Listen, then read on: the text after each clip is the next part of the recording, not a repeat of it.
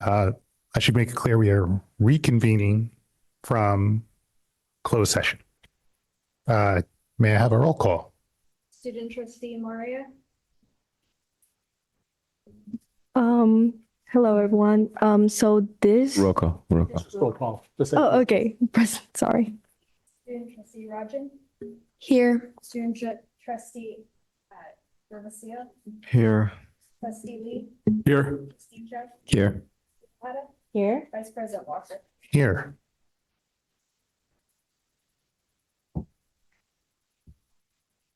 We have an agenda for tonight. Perhaps we can Move to close approve. out the roll call first. We just did the student trustee Chap. Thank you. Trustee Lee, were you saying something? Oh, I was completely actually going to make a for this meeting? motion. I was going to make a motion to approve the agenda. So move. All in favor? Aye. Aye.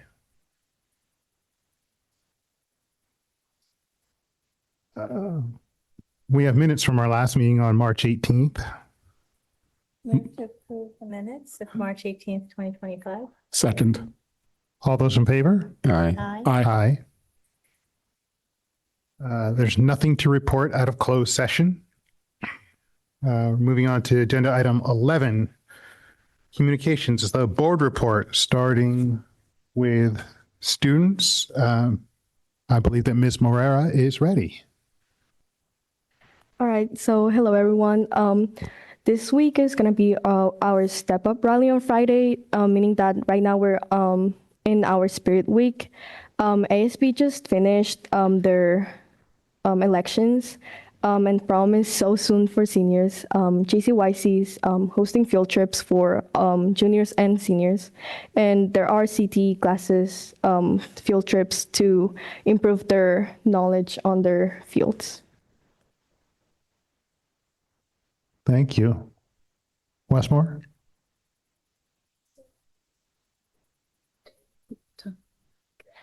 At Westmore, we've been having our ASB elections with candidates being announced yesterday. We also had our prom for juniors and seniors last Saturday at SF City Hall. Red Cross Club is also organizing their blood drive, which will be happening tomorrow in our small gym. Filipino Dance Club / Filipino Barkada is organizing Island Fiesta, which is a yearly tradition. Our next rally will be happening in early May, and our Women's History Month just wrapped up with their Jeopardy event. Thank you. All right. Oceana? At Oceana, we're currently in interim week, which kind of symbolizes Senior X just ending, which was last Friday. So very proud to all the seniors. And then we're also selling Oceana PJ pants and prom tickets right now. Our prom is going to be on May 3rd. We also had Springfest and a rally that were in the past couple weeks.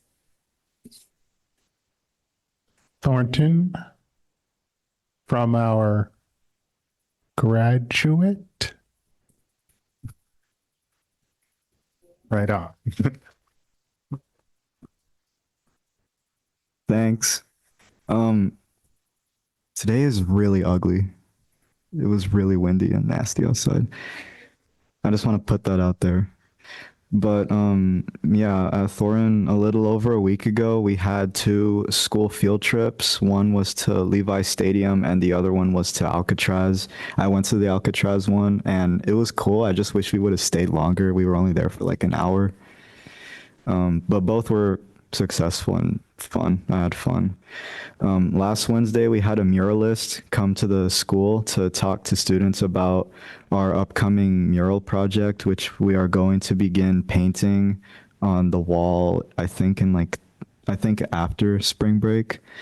I was there because they hired me because they actually want to document the process, and they hired me to do that because I'm in that field. So that's cool.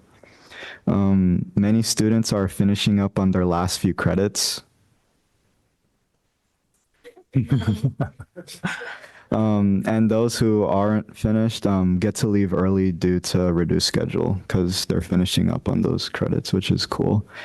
Prom forms were given out last week for students who are attending this year, and tickets are now on sale. And we also had job readiness workshops come to the school to help out any students who need help looking for a job or help setting up resumes. And that's it for over here. Thank you. Trustee Lee? All right. First of all, Daniel, I appreciate you continuing to milk every possible congratulations, which you so richly deserve for being done now. So congratulations once again.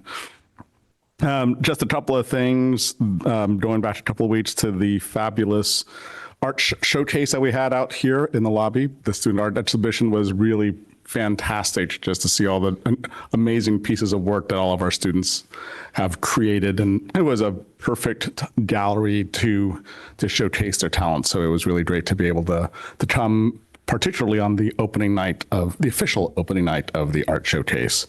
And then last night I was at student advisory, and I know the student trustees are hard at work on their various projects that we'll see a presentation for here in a couple of weeks.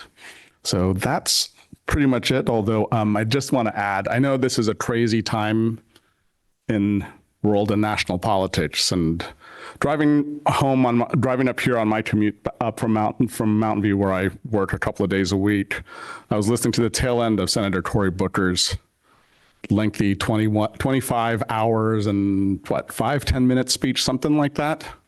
And that last hour was just a powerhouse where he just kind of went through the work, the civil rights work that, that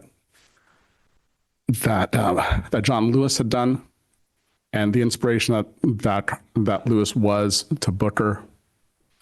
And the fact is, all of us can do something in this environment, and we all should be doing something. I'm here doing something. All of us up here are doing something. Each of you out there are doing something to advance the cause of democracy and decency and love of fellow human beings. The empathy that we all need to collectively share is something that we need to continue to do and remind ourselves and hold each other accountable to do on a daily basis. And I'm proud to be part of a district that continues to show that amongst students, amongst staff, amongst each other. And let's continue to do that, because we can save the world by saving each other and taking care of each other.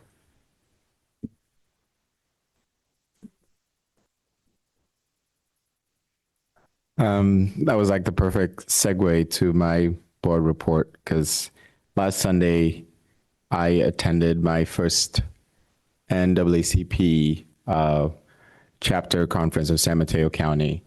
And it was really moving. And I think some of you might not know this, but I'm not the typical quote unquote African American. I wasn't born in America, so I don't really know the struggles of Black people in this country. And so, like Trustee Lee said, do something. I'm starting out by educating myself.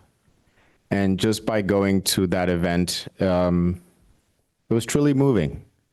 It was truly moving to see people that have been in the fight. You know, I think ever so often when things get good, we forget all the fight that went into making things good. Case in point, Nazi Germany didn't happen overnight. Slavery didn't happen overnight. So what is it you can do today, right now? If it's debunking a fact on social media, you are doing something. So stand up for what's right. So anyway, just talking about that is getting me rather emotional, but that makes me human. And we are all human. Our emotions are going to come into play, but staying silent doesn't fix anything. Pick a side. Stand for something you believe in and be willing to fight for it. That's it.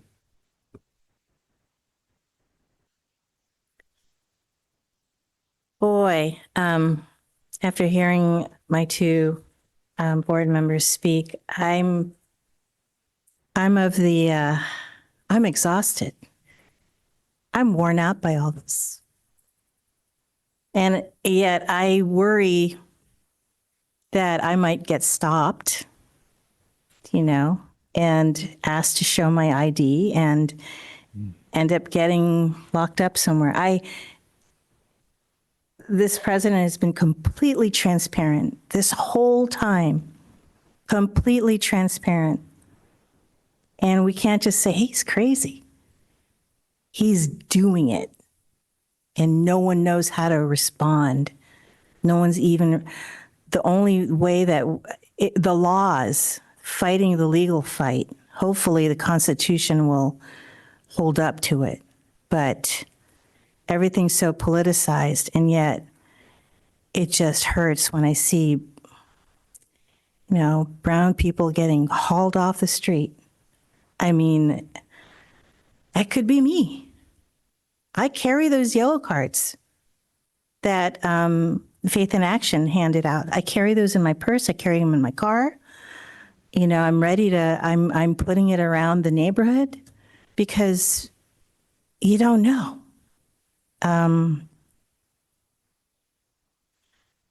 But you're right, we can't stay silent. I'm glad I'm in a district that we think the same way, this board. I'm excited to see our students. This presentation I'm so excited for because it's our students who are doing the work and what they believe in. And this program's amazing. Can't wait to see it. But I have to get re-energized myself. But I'll report on facility subcommittee later. But let's stay strong. I'm going to start by telling a short Cory Booker story. 2010, I was fortunate enough to be in the room where he spoke. There was maybe 500 people in the room. And he was describing being a local elected official. And one of the community members was trying to convince him that he needed to act on something. And I don't remember what it was. And he kind of says to her, he's brand new. So what should I do? She says, well, I don't know, but do something. So it's good to know that maybe he's figured out what he needs to do.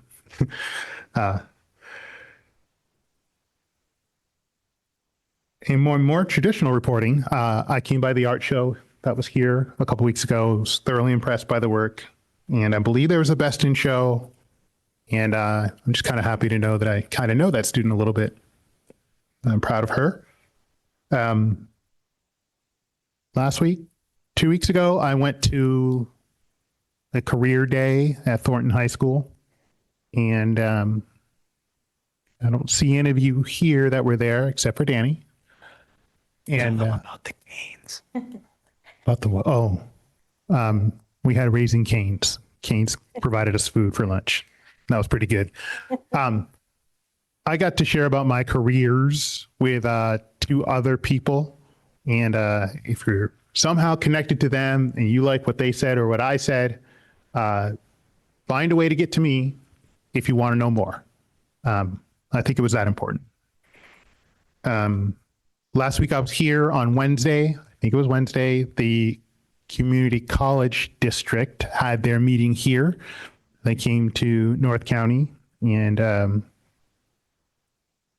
they shared a lot of things about the 3 schools in the district. They talked about the Promise Scholars Program. They talked about middle college. They talked about dual enrollment, all things that our district is participating in. So it was good to hear. I'm glad I was here for that. I'm looking forward to my first housing meeting this week. I was also inspired by the NAACP meeting last week with Trustee Cho. And that's all I have to say. For the superintendent report today, I do not have anything to report, just that I'm honored to be up here tonight with everyone as Ms. Presta was unable to attend. I think we have at least one board subcommittee report. Ms. Tejada. So we had a meeting of the facilities subcommittee on March 28th, and we discussed our current bond projects. So first of all, the new district office and the adult education buildings are in the final stages of commissioning, so we're expecting to close out those projects really soon. The Terra Nova baseball and softball fields are progressing really well now. There were some delays caused by permitting issues and rainy weather, but we're on track to complete the project by the end of August. So by the next baseball season. And for the Jefferson High School gym and pool project, where it's going smoothly, and we're still on track for demolition right after graduation in June. And so there's also one little project for the intersection improvements in our employee housing, like the sidewalk area. And we didn't receive any bid responses. Just small project, small scope. So this wasn't totally unexpected, but we're working directly with contractors to explore alternative proposals outside of the formal bidding process. And finally, we discussed upcoming improvements at Oceana.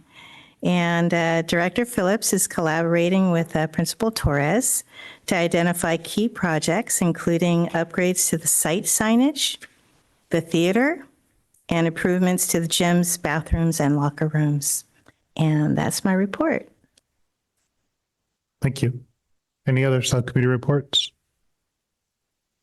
AFT Local 1481 report. Monica Casey. Hello. The main thing I really want to say is that if you check our AFT 1481 website, there's some ways to get involved. There's April 5th hands off mass action.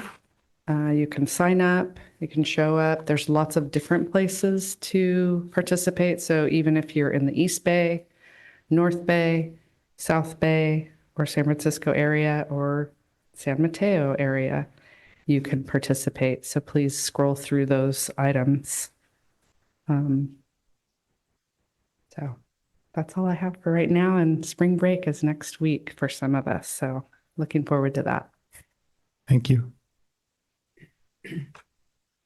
Agenda item 12 concerns the consent agenda. Move to approve consent. Second.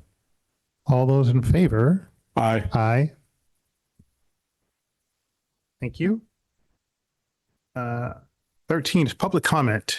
Do we have any public comment, Madam Clerk? We do not. 14, A1, is the Be the Change Youth Coalition. And we're going to have a presentation led by Mary Beer.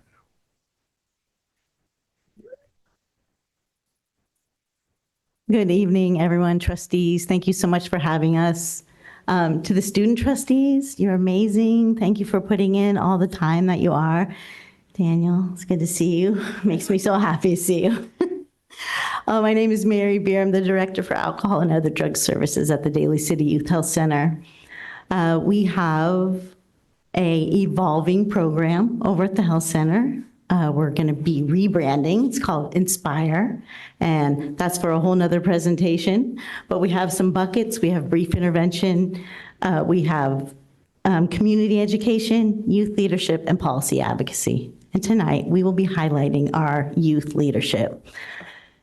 This is my research group from Oceana High School. I'm very, very proud of them. They have been working, some of them, for years on this, and I'm just going to turn it over to them. So I'm going to hand the mic over to Sarah.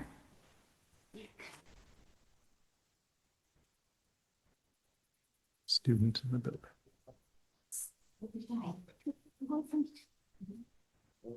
Okay. Hi, everyone. Thank you for taking the time out of your schedule to hear our presentation. Like Mary said, we are Be the Change Youth Coalition. We have been working the last few years on collecting research, policy advocacy, especially focusing on mental health and substance use. And throughout Be the Change Youth Coalition, there are many different groups, which Salafa will explain. Hi. First up, there's the Summit Workshop Group. They create student-led workshops, which they present at the summit.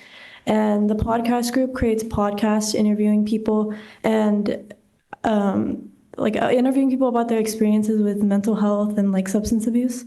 Social media, they create posts advertising BTC and what we do and what we strive to do. And research group, we collect data from surveys just to show the impact and prove how substance abuse and mental health impacts the high schoolers and just our community. And I'm going to be passing the mic over to Natalia. Oh, sorry, Sarah. So like Salafa mentioned, we have conducted many surveys as the research group. Some of these include data from FogFest from the last 3 years about cannabis, Narcan and opioids, as well as mental health. From these FogFest surveys, we have collected approximately 300 to 400 respondees through then. And we have also had focus groups at our youth summits. And in these focus groups, some of our youth leaders had led discussions about substance use and mental health with adults, middle schoolers, high schoolers, and even elementary age as well. And during those times, we conducted a lot of data that we would like to present to you here today about this data, what we've noticed from it, and also some possible solutions that we have. And we also, along with this data, rely on data from the California Healthy Kids Survey from 9th graders and 11th graders. And to talk about those topics that we have conducted or have collected will be Natalia. Hi, so we're going to be going over easy access to vape products for the youth, Narcan and overdose prevention, girls afraid of being beaten up, suicide and chronic sadness, and then deferring adult and youth perspectives on mental health. I'm now passing the mic on to Savannah and Emma.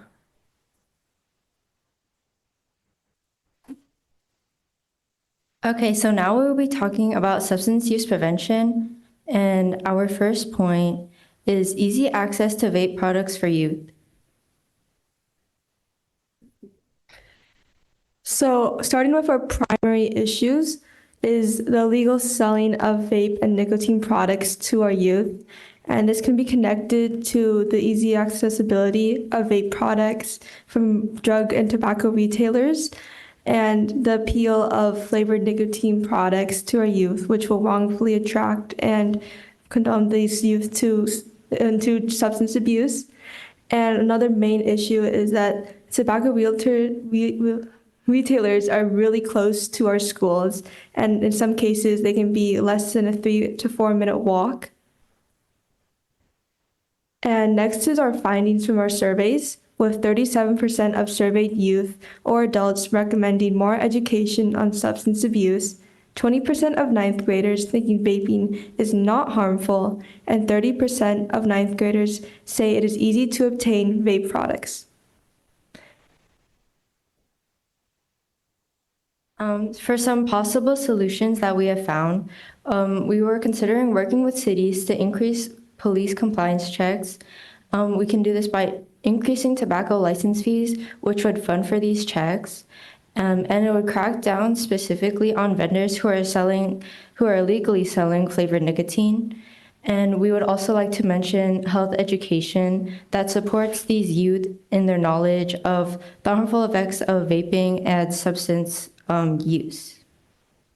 And now I'll be passing it to Lance and Jeff. So a second point, Narcan and overdose prevention. A prominent issues are that commonly nowadays, young people are dying from accidental fentanyl poisoning, as fentanyl is commonly being laced into common opioids when young people use them for the first time, like cannabis and other drugs. Also, youth in our schools do not have proper access to Narcan, which can mean the difference between life or death in the scenario of a drug overdose. Furthermore, in our surveys, we found out that youth and adults would appreciate more education on opioid overdose and Narcan prevention. Here are findings from our BTC surveys in 2023 and 2024. 54% of adults recommend that youth should have access to Narcan products, 80% of youth reported that they should be allowed to have access to Narcan. 80% of adults were not taught about overdose prevention, and 78% of adults reported wanting education regarding overdose prevention. Now, after listening to our primary issues and findings, here are our possible solutions. To work with the County Office of the Education to allow youth to have access to Narcan after receiving opioid overdose prevention education and the Narcan training, and have the JUHSD representation on the San Mateo County Opioid Task Force. We would like to express our thanks to the JUHSD for continuing to support health education in our classrooms and providing staff and teachers with Narcan training and access to Narcan. Our next segment we will go over is on mental health, passing it over to Natalia and Salafa.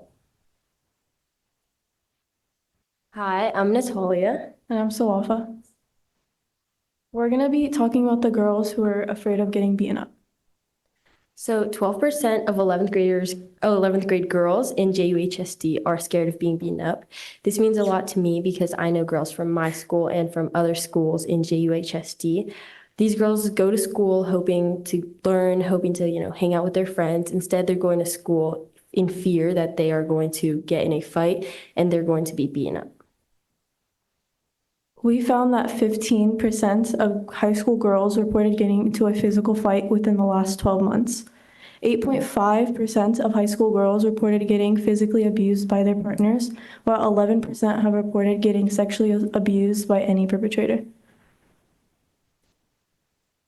So our next steps, we want to continue to provide mental health support, mediation, and support services for both the victim and the perpetrator. By doing this, it'll give the perpetrator and the victim the support systems that they need. We would also like to continue to collaborate with the Daly City Youth Health Center and promote healthy relationship campaigns. We want to educate these students and these kids on healthy relationships versus toxic relationships and how you can prevent getting in these toxic relationships that nobody wants to be getting into. And we should care because the fear of being harmed leads to anxiety and depression and many other mental health issues. Fighting creates a toxic school culture where it's normalized, where students come to school every day not feeling safe and supported, but coming to school every single day feeling safe, supported, and ready to learn. That's just a basic right that every student should have. And there are 12% of these girls in this district do not have that right. We'll now be passing the mic on to Sarah. And moving on, I'll be talking about suicide and chronic sadness, which can come from a result of that fear of being beaten up, as well as many other reasons. So the primary issue here is that more students are experiencing chronic sadness and suicidal thoughts. From our data, this number has been increasing, and looking at our findings, 13% of 9th graders and 10% of 11th graders have seriously considered attempting suicide in the past 12 months, and 30% of 9th graders and 36% of 11th graders reported feeling hopeless almost every single day for 2 or more weeks. And this not only impacts their daily lives, but impacts their education, ability to focus, and that feeling of being safe is just taken away. And this can impact them in so many different ways, and we want to acknowledge this and get to the root of the problem, as with these feelings also comes with more likely to turn to substance abuse, which we have seen through our focus group discussions. So with that, here are our possible solutions. First, we know that the district has the Stop It app, an anonymous reporting app and QR code, and we believe that BTC can really help promote this, because from our focus groups and discussions, we've also seen that not a lot of youth and schools actually know about Stop It and how to use it and to turn to it. So we want to help bridge that gap and have the youth help educate their fellow youth. And we also want to integrate suicide prevention and mental health education more into the curriculum. And we know it's touched on in health classes. However, we think that this can be integrated more and really help reduce the stigma and create more opportunities for open conversations, because there is a gap and we want to help bridge that gap. And to discuss that will be Renzo. Yes. Today I'm going to be talking about differing adult and youth perspectives on mental health. Now, a big statistic that we found was 35% of youth surveyed reported that they are not comfortable talking to adults about mental health. And something else connecting to that is 24% of adults reported they are not comfortable to talking to youth about mental health. Now, the reason why we think this is such a big deal is because we feel like youth and adults should be able to talk to each other about mental health, since mental health is kind of a big deal, especially nowadays. Now, some possible solutions that we thought of were, we want to continue to offer confidential and accessible support services. Now, we want to continue to make school counselors easily available and to ensure students know how to reach them. And me personally, I know me and a lot of peers actually don't know how to access our student counselors. And the reason why this is a big deal is because we don't have any way to develop a relationship to allow each other to get close to our student counselors. This prevents people from talking to their student counselors about personal issues, whether it be suicide, drug use, or anything like that. And we also want to continue different ways to provide anonymous ways for students to ask for help, whether it be suggestion boxes or online forums. This kind of just allows students to have a comfortable way to share their struggles, whether it be bullying or the other issues I talked about before, like mental health or substance use. And lastly, we want to provide students with clear understanding of mandated reporting, which serves kind of as a barrier for feeling comfortable sharing. Now, this is something a lot of me and my friends kind of feel is a big struggle with the idea of a student counselor or a school counselor, because the mandated reporting system isn't really explained to students. So a lot of students feel like it's kind of like this thing where, oh, if I share anything personal I have towards a school counselor, they may just like report it, and my whole like connection with my school counselor is kind of just dead where it stands. Now, we also want to continue to celebrate mental health awareness events. This will kind of help normalize the idea of mental health and allow students to feel more comfortable sharing things like mental health. Now, we want to recognize events like Mental Health Awareness Month, which is kind of a big month for mental health awareness, which will help kind of, again, normalize the idea of mental health. We also want to organize themed weeks with fun activities, educational sessions, and guest speakers. This can help share personal experiences with or of people who've struggled with substance use or mental health or things of that sort, and can kind of help, again, normalize the idea. That's kind of the big thing we're having here, is we want to normalize the idea of mental health. We also want to encourage students and staff to share positive messages and experience, whether it be their own personal experiences dealing with issues with mental health or issues with substance use, to help, again, normalize the idea. And lastly, we also want to continue to engage parents and guardians.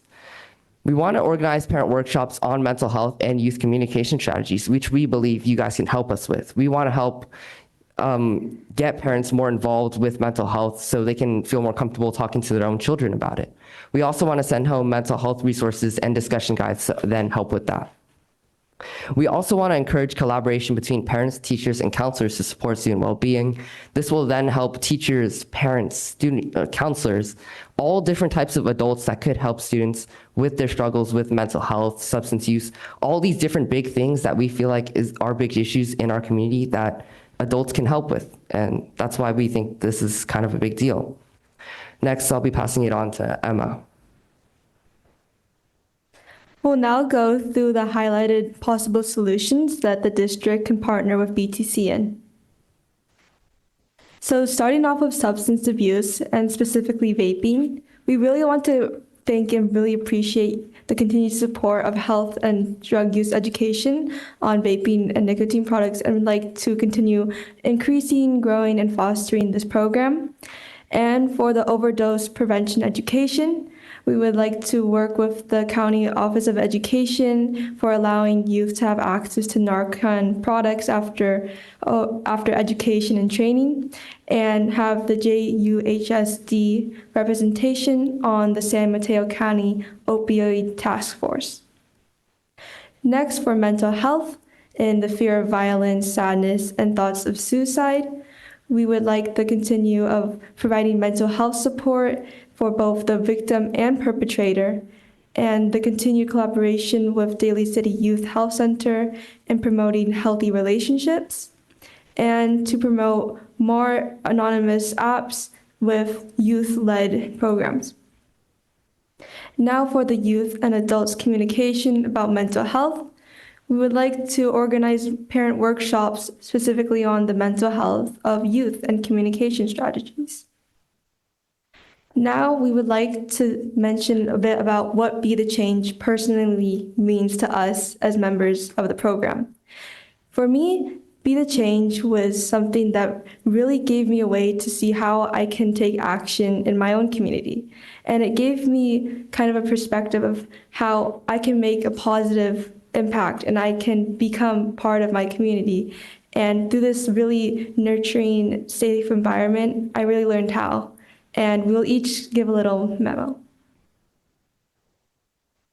So BTC to me is a very, very supportive community. I feel like when I walk in there every Wednesday, I have so many people to talk to. It's such a safe space and it's so uplifting and there's just such a positive vibe. I feel like I always have a smile on my face. I'm always laughing. It's just a great space.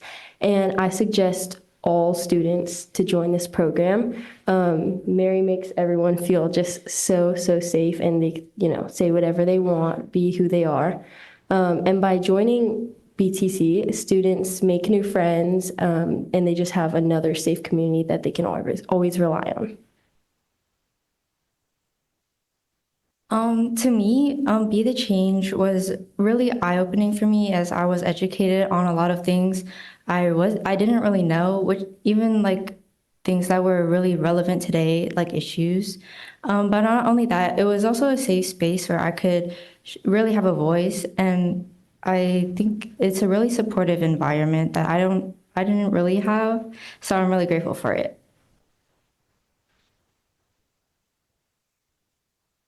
BTC is really important to me, and it played a huge part in my high school experience. I started when I was in freshman year, and now I'm a sophomore, so this is my second year, and it taught me a lot. Like, for example, I had no idea what Narcan was. Like, I had no idea what it was used for, and I didn't think that I could ever, like, make a difference with the substance abuse and mental health. And Mary makes it just so easy to like contribute and to like, it just feels like every Wednesday I walk in there, like Savannah and Natalia said, I walk in there and it's just so supportive and there's no fear in sharing your ideas and no fear in like learning what you don't know. And it's just such a supportive space and yeah. For me, BTC is really a great environment to hang out with my friends with. I gained a lot of information, valuable knowledge on mental health and substance abuse. For me, yes, it's about learning about substance abuse and like mental health, but for me, it's really about the space that Mary has really embedded in this organization. Basically, I started last year and I didn't know what I got myself into until I met her. After meeting her and her kindness, she basically embedded her positivity and made me a better person. I am truly grateful, Mary. Thank you. Well, I've been doing BTC for almost 4 years now, so basically my whole high school career. And the thing is, BTC helped introduce me, like a lot of other of my peers, helped introduce me to a lot of these issues, whether it be Narcan, mental health, and things of that sort. But the thing is, a lot of the people around me, my peers, who are not a part of BTC, don't have access to an outlet like BTC, which is why I believe this is such a big issue. A lot of things like mental health, Narcan, opioids, all these things, a lot of people don't know about, but BTC helped teach me about it, which is why I want to teach a lot of other people about it. And a lot of these issues aren't focused on commonly, which is why I believe it's such a big deal. And we know how much effort you guys want to put into our community, and you guys also want to help our community with these issues, and which is why we want to kind of work together with you guys to help solve these issues. Yes, like Renzo, I had been a BTC for the last 4 years, and this program, well, to be honest, it did start with wanting to fulfill our community service requirement. The moment I walked in, Mary completely changed my mindset. She and her team of interns created this, like mentioned, safe space that really made sure no one was left behind, really made sure that every person was able to speak. And I've really watched this program change and grow. It started, I remember one of our first workshops we led was about the importance and brilliance of resiliency and really keep going. We've spread messages about how it's important to have kind on your mind. And this year, our message is to educate, communicate, and celebrate. So, like mentioned earlier, we have a youth summit, and this will be our 7th annual one. And I want to invite all of you there. And so if you see the QR code on the screen, you can scan it and RSVP for free. And really, we've talked to you about how we want to educate and what we want to do, but we want to make sure that more and more people can communicate this. Because while unfortunately BTC is only at Oceana, this is our way right now of branching out and allowing the community to hear what we have and hear their opinions and really work together and celebrate all of this and celebrate everything that makes us unique, celebrate all the good that's come as well, and work towards improving the community as well.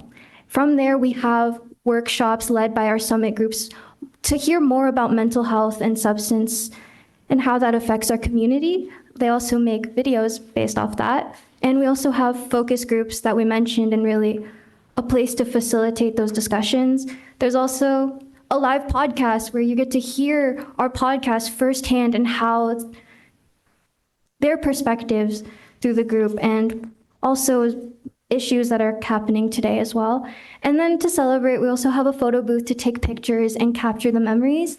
And we hope that you guys can join us on May 10th at Ingrid B. Lacey, because these summits, we have had over hundreds of participants, and we hope to see you guys there as well.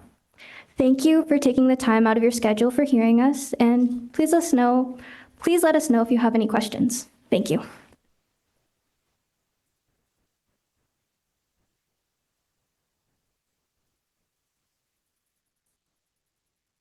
Any questions? Can we start with a?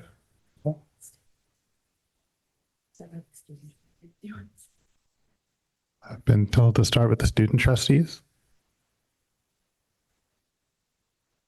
Okay, I can go first.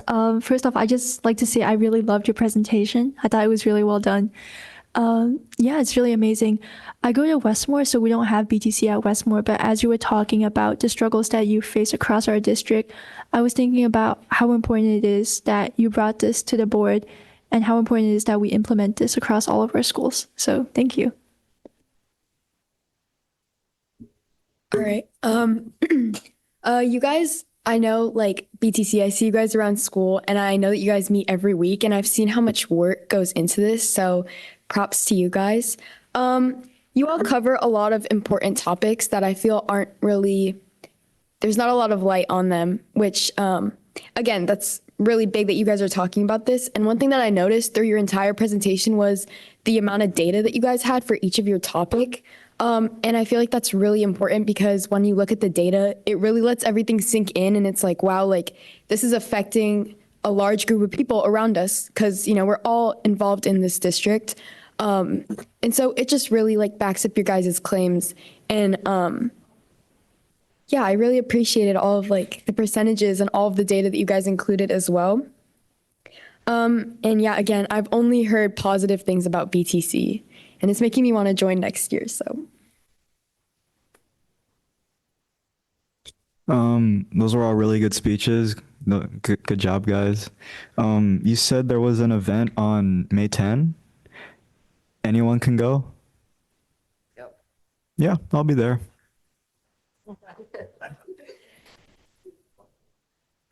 I know.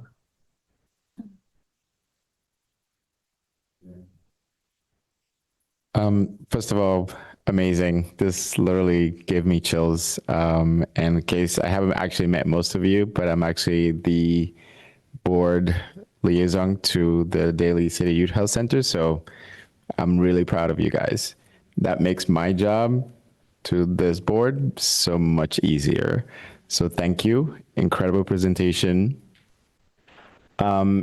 One question, and this is just a question to think about because this will come up in the program. And I work in healthcare, and we had, when I was doing my training, we had a similar project, kind of like the Narcan project that you guys are proposing, which was the clean needles, if anyone is familiar with that. And so then the question that was raised was like, well, aren't you just encouraging people to use much drugs because now they have a safety way out? So then I ask you the same question. If somebody asks you that in the community, by making Narcan readily available, is not just going to be a backdrop for people to use more drugs, knowing that they have a safety net in a way? Or should the bigger problem we really should be looking to solve is how do we even keep drugs from getting into our neighborhoods in the first place?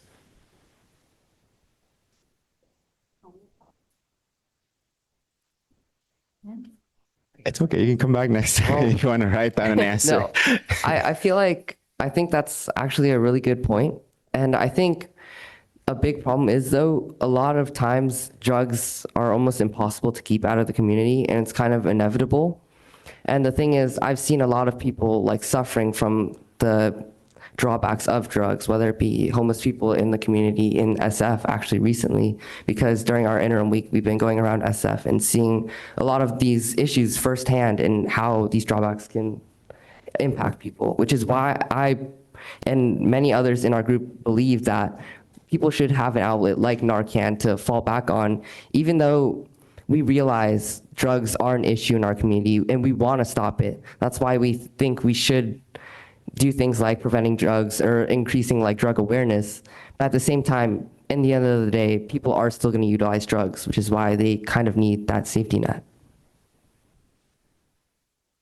Great answer. It's going to be a lawyer one day.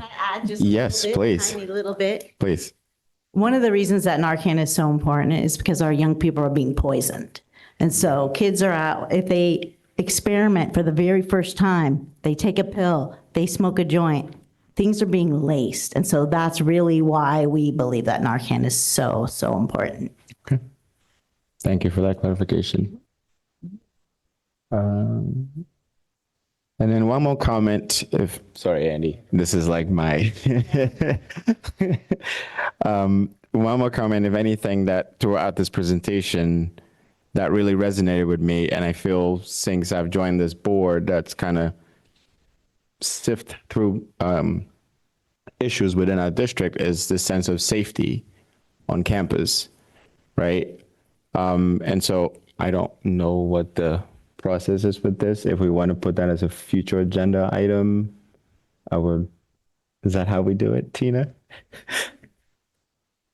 Okay, all right, anyway. Yeah, at the end, there's an agenda item. Got it, okay. So anyway, that's the one thing that's resonating with me, and I want to, in front of you, and really commit to looking into that sense of like, without a doubt, I can already sense that because you guys have BTC, for example, in common, there's naturally a sense of camaraderie that already exists.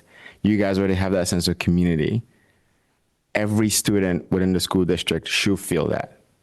It shouldn't be limited just to PTC. No, like BTC, obviously it's the pinnacle, but that should be able to sift down through. So great work, what you're doing, keep pushing.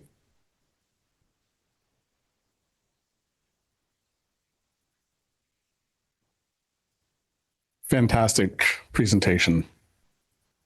Just sort of, just taking a step back and just listening to each of you, I just think about the practical skills that you've learned by being a part of this group, right? One, you're researching, you're reporting out on what you've researched, and you've come to specific conclusions on what the next step should be based on the data that you've seen.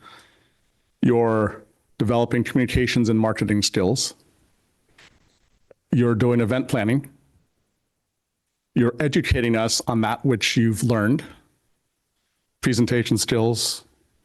And I think the most important one actually is the fact that you're listening to each other and to the community around you. And that is something that each of us need to do a better job of. So kudos to you for that. With regards to this safe space that Mary has created, how do we expand this outside of just Oceana and offer it up at the other schools? Wow. It would be great to have more capacity, right? And more funding. And so all of our programs are grant funded. We've been writing grants for 20 years. And so to have some buy-in that way from the district would be really wonderful, and to support the capacity at each school. And so that's the dream, right? As we're moving forward, we're rebranding, we're reevaluating our programs, we're really looking at what it's going to take for us to have a group at each school, how many interns we need, how many hours it takes, and that's really where we're headed. And so please support us along the way. With regards, thank you, Mary. With regards to, the statistic about the girls not feeling safe, the 12% based on the California Healthy Kids Survey last year. So my question to you students, do you think that with what you're seeing in terms of the supports in the district today, do you think that percentage on the next survey could go down? Where do you think we're headed?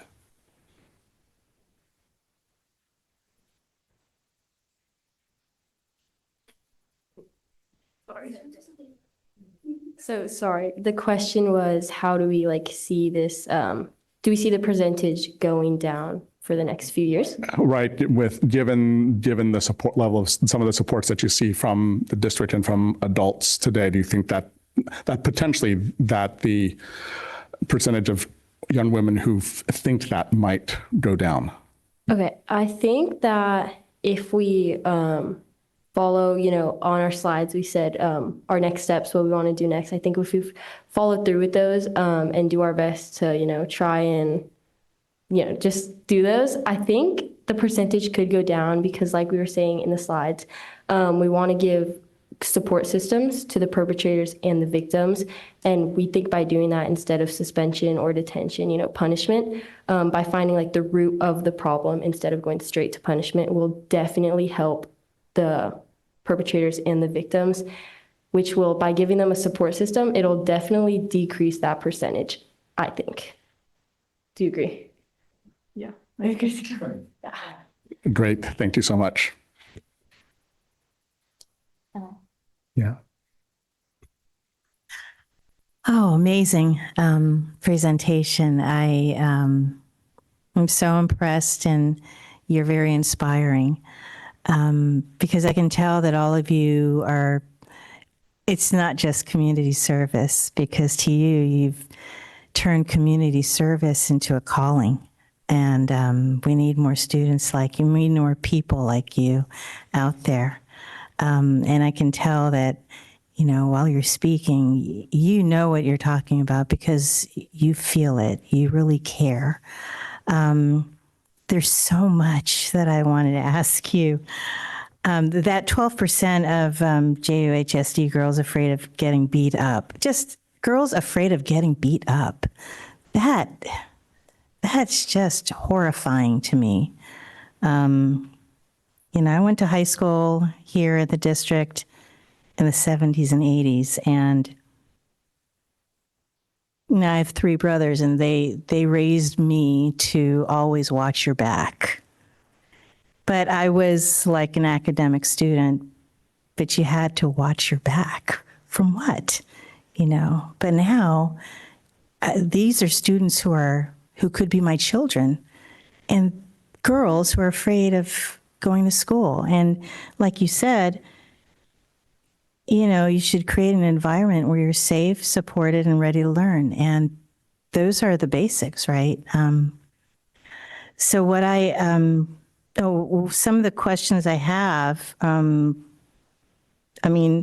like you pointed out, how do you see a wellness counselor? And how do you normalize getting help without it being stigmatized? And I think sometimes it's harder for the boys to go seek help. Yeah, I feel like that's a big issue we were seeing in our community because nobody really had that close connection with the school counselor. And a lot of people don't even have that connection with their own parents. Right. Which we thought was a big deal, which is why we kind of wanted to find that ability to get a connection, whether it be maybe having like mandated like student counselor meetings with students, maybe like once every couple of months even. Like I feel like even having that check-in would be really good for students, which is kind of a solution we thought of, but we don't know if it could be fully implemented. And yeah, that was just one of the many ideas I feel like we had, but we just noticed it as kind of a big issue, which is why we wanted to bring it up. Yeah, it is a big issue because even with our student trustees, almost every year, one of a lot of the issues that come up are, how do you see a counselor? How do you see a wellness counselor? A lot of their classmates and friends don't even know how to do that because, I mean, yeah, how do we make that more normal? And I know our counselors have a heavy caseload, and they try to see a student at least twice a year, but it's so hard. So you guys talked a lot about your focus group discussions. What does that look like? Who is in that focus group? So in those focus groups, it starts with one of us usually, and for example, and we're the ones facilitating it, and we come up with these questions we ask about discussions. And in those focus groups, we have usually, or the last few summits, what we've done is we've separated the adults and the children. So it's at the summit. Yes, at the summit. Okay. That's where we normally do it. And in those, we have discussions and we have separate questions for adults and separate questions for children, and also some similar questions so we can hear both perspectives, but also so it's more tailored to each group. Like from the youth, we want to hear more about what does this look like in schools? And in the adults, we want to see what does this conversation look like with the kids around you? What was it like for you during your time? And there's just a lot of differences we've seen in those, and also just provides that space for people to talk about it as well. Because I feel like you've all educated me here, because you're out there, you're getting the information. And I think it's more powerful hearing possible solutions from the students, and because of all the work that you're doing. Of course, Mary Beer, love you. You're amazing. And I think you've changed all our lives, right? So, and I'm just imagining a lot of you are probably going to be leading these focus group discussions, and I think it's just so powerful that you'll be doing that. You also mentioned that JUHSD should have representation on the San Mateo County Opioid Task Force. I don't know what the task force is. It seems important. And do you think a student should be able to I would love for a student to serve on that. Oh, that would be wonderful. Yeah, it's a brand new task force. The first meeting's in a couple weeks. They've done focus groups around the county. So it's San Mateo County Behavioral Health and Recovery Services. Okay. And so, yeah, it would be great to have a student representative. And if somebody would like to do that, please have them reach out to me and they can come with me. Oh, okay. Great. So are you on the task force? Well, yes, but we need more. You need more. Absolutely. Need more. But a student representative would be perfect. Yes, would be perfect. Thank you. Thank you very much, all of you. Thank you.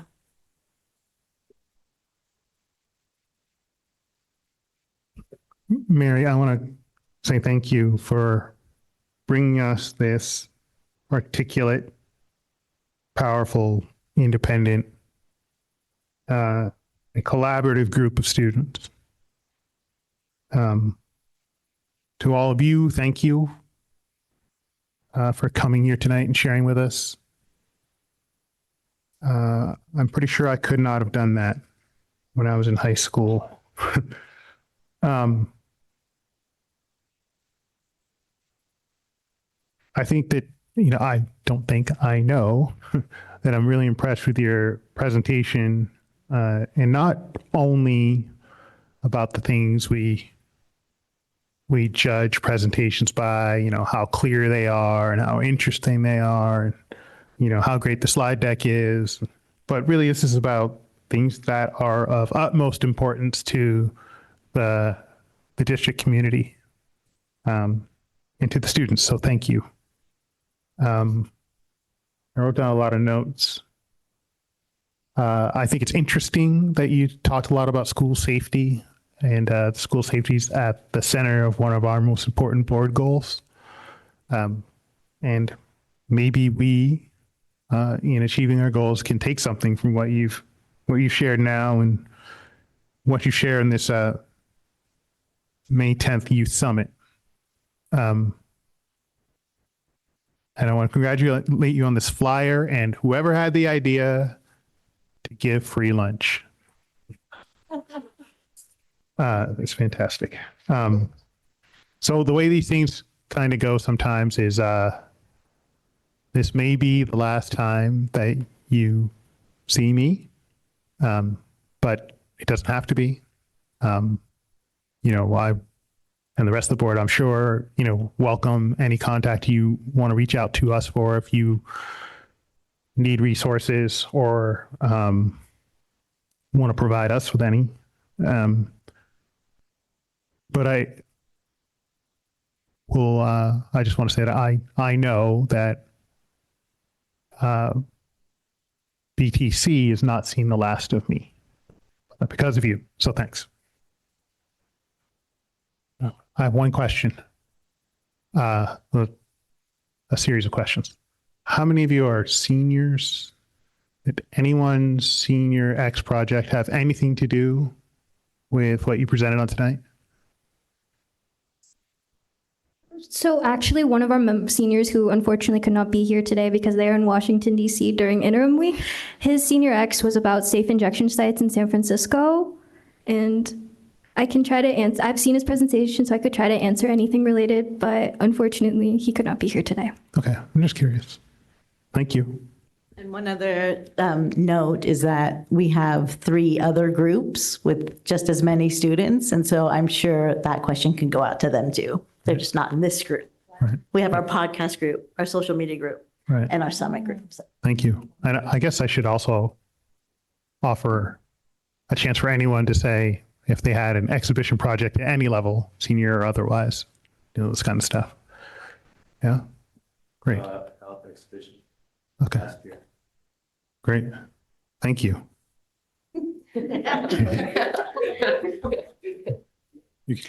Thank you very much for your presentation. I mostly just wanted to speak up and advocate for those of you that are at home to come to this May 10th event. It's something that me and my family have gone to multiple times. And even though these are heavy topics, as the flyer says, it's really for all ages. I started with taking my child when they were 12, and that first year they're like, 10 out of 10, I want to do it again. So I would just encourage families to attend the event. Thanks, everyone. Thank you, Jen. Thank you. Thank you.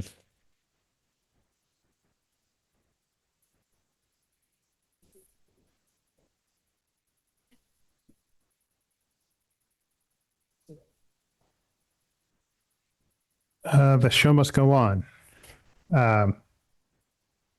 15A1, approval of the JUHSD 2025-2026 Board of Education Governance Calendar. Deputy Superintendent Van Raphorst. Thank you.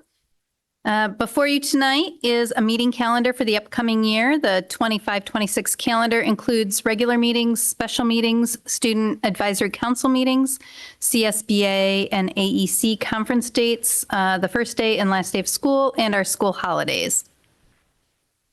It's recommended that you approve it and adopt it tonight. Move to approve the governance calendar for 25-26. Second. All those in favor? Aye. Aye.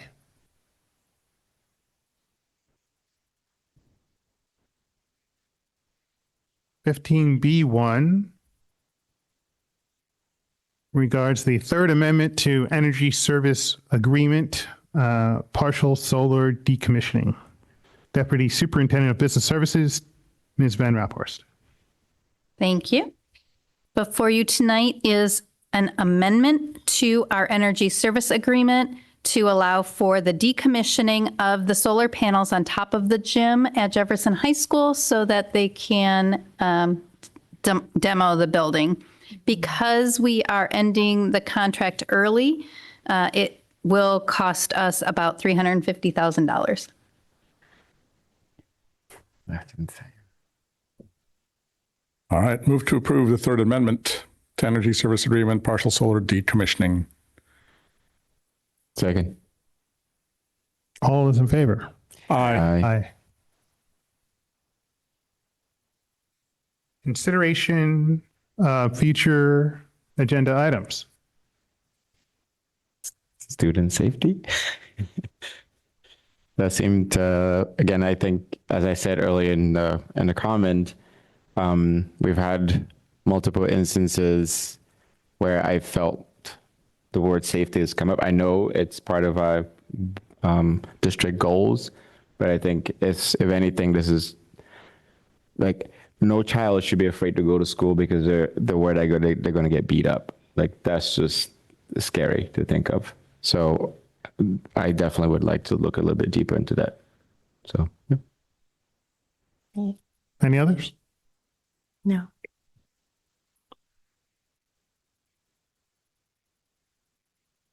You know what to do, board. Move to adjourn. Second. All those in favor? Aye. We are adjourned. 8:07.